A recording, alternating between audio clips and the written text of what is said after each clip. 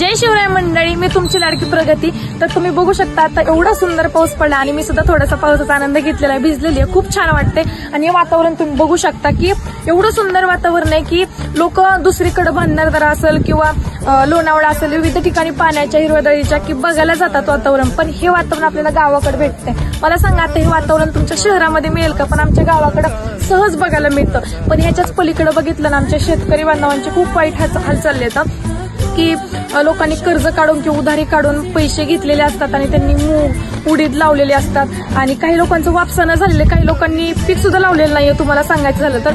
आणि उडीद काही लोकांनी लावले होते, आता पावसामुळे ते काढता पण थोडा त्रास होईल काढायला आणि बुरशी लागेल, खूप त्रास होणार आहे। आता त्यांचे पैसे असेच वायाला जातील। आता ही व्यथा शेतकऱ्यांची कोण समजून घेईल का? तुम्ही एकदा कॉमेंट करून मला नक्की सांगा।